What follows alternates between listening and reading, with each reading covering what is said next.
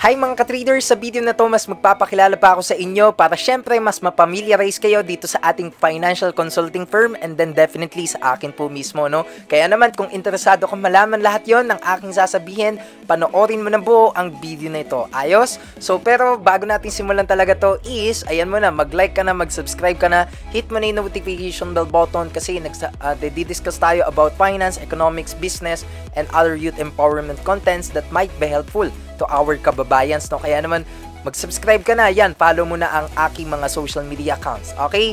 So simula na po tayo, no? By the way, yan, trip ko lang hawakan yung mic para syempre mas malakas, and then definitely nagbihis din tayo para naman syempre, no, presentable tayo sa harap ng viewers natin. So ngayon may nag-comment kasi yung mga in January nga, no, February, sir, bakit lagi ka nakaganyan, no? Dahil I work with professionalism as well, no? Nasa business field, nasa business industry na ako. Since then, bata pa lang ako. So ngayon, 20 years old ako. I learned also to be professional na kumbaga makipagtrabaho at makipag-interact, no? Sa kaya naman syempre lagi tayong nakaganitong attire, okay? So kaya naman besides, no, ng pagiging muka natin nitong financial service firm na ito, sino ba si Estudyante Trader? Sino ba si Christian G. Azucena? Okay? So, without further ado, pag-usapan na po natin agad, no? So, ako nga pala, you can call me Sir Christian na lang, no? Kapag ka nag-PM kayo or nag-message kayo sa akin. So, si Sir Christian po, aka nga, the Estudyante Trader. Estudyante Trader kasi, estudyante pa nga lang, no? Pero trader na. Okay? And hindi lang ako to. Pag sinabing Estudyante Trader, it represents all of the students all over the world na estudyante pa lang pero nagte-trade na, 'di ba? Ibig sabihin nun, kapag ka ganun ka, estudyante trader ka na rin. Ayos ba 'yon? So, 'yun po yung pinaka-inspirasyon ng ating brand name, no? So, ngayon, pero kahit na estudyante pa lang ako, pinapakita ko 'yan sa mga mentees and clients ko na kung saan I earned or also I studied several programs and certifications already. Ibig sabihin, kahit na nag-aaral pa lang ako ngayon, may mga certain certificates, no, or designation na akong natanggap from the local and international institutions po. So, ibig sabihin, I heavily studied finance, business, and economics related. So, ibig sabihin po, yung mga tinuturo ko, yung mga sinashare ko dito, kung bakit medyo marami tayong nasasabi, nag-aral po talaga ako ng formal and literal training, no? So, yun po yung siguro sa tingin ninyo, uy, ang dami naman na share neto because I also studying, okay? I also studied investment management. So, meaning, ayan, bukod sa ating professional experience na tayo yung CEO and founder na itong TET Financial Consulting, na kung saan ginawa ko na siya talagang official, no, na institution, na trading institution and financial consulting service as well. So ngayon, ang pinaka background natin, no, was heavily relied on the finance side po talaga, no, dahil actually training din po ako, no, sa isang insurance company, no, hindi ko nababanggitin yung pangalan kasi ayaw niya magpabanggit, no, pero naging salesperson din po ako, no, naging financial advisor, no, and at the same time as well, hindi tayo nagpapahuli, no, sa mga trends ngayon. So syempre pumasok din tayo sa crypto trading, sa Web3. So tayo rin po ay continuous na nag-aaral niyan ngayon, no? Napadpad tayo sa content creation and as well sa pagiging analyst natin dito sa mismong company and also to the other private companies. So hindi, alam nyo yung kasi mga ka-traders, yung iba kong pinasukan at yung ibang institutions, hindi ko pwedeng sabihin talaga or hindi pwede i-disclose why. It is part of their privacy, no? Privacy Act din. So, kaya naman nang sa gayon, syempre, naging certified instructor din ako, /tutor, na sa about finance and accounting. Yung mga tinuturuan ko dyan, yung iba po, totoo yan, Atenista. Yung iba naman, taga Lasal, no? Yung may ibang mga nagpapatutor about investment management, yan, portfolio management. So, yun yung aking background talaga. It is been also for years, no, an educator na aking ginagampanan. Kahit dito sa social media, tayo rin po, ayan, no, marami nagme-message sa akin ng mga students, ng mga kababayan natin Pilipinos na, sir, pwede mo ba akong turuan? Kaya kumbaga, napadpad din tayo sa mundo ng mentorship. Napadpad din ako sa mundo ng kumbaga pagiging coach, no, sa trading.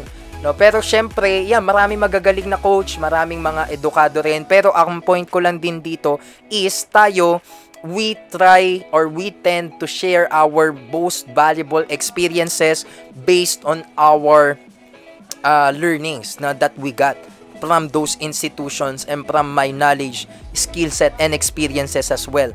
So, ibig sabihin po, no, yung mga tinuturo ko talaga makakasigurado kayo na quality yan, and then definitely reliable po yan, no? Kasi base sa aking mga sariling experiences na nanggaling yan, no? Kaya naman marami pa po, kasi kung babalikan pa na yung mga personal experience ko, or mga background, no? Naging delivery boy din po ako ng sarili kong business. Yan yung mga pinagdaanan ko. Pero syempre dito sa video na to, no, ipapa-shorten na lang natin siya para hindi na ganun ka MMK or hindi na ganun kahaba. Syempre, no, yung aking mga personal background naman, my parents were not even entrepreneurs. In Tagalog, hindi sila mga negosyante, mga educator, no. Pero ako yung mismong nag-pursue or nag-proceed, no, dito sa field ng finance, no, sa field ng pagte-trade at ng pag-i-invest, kasi sa nakikita ko dito mas okay yumaman eh. So yan, pinursue natin ito para nang sa again makatulong din tayo sa ibang tao, tama po. So kaya yun mga ka-traders, no, yun yung aking pinaka somehow na pagdaanan or background natin. Kung may mga tanong pala kayo mga ka-traders, no, i-accommodate naman natin yan, i-ano naman natin yan, no, sasagutin naman natin, basta i-comment nyo lang down below, no, para nang sa gayon syempre ma-cater natin or ma-entertain natin yung mga questions ninyo, no. So ngayon tayo, to sum up, no, ano lang bang ginagawa natin? Syempre supervisions and management, no, kasi nga po, as I have mentioned to you, nakapost din ako sa mga sarili kong tradings, nakapokus din ako sa mga clients ko.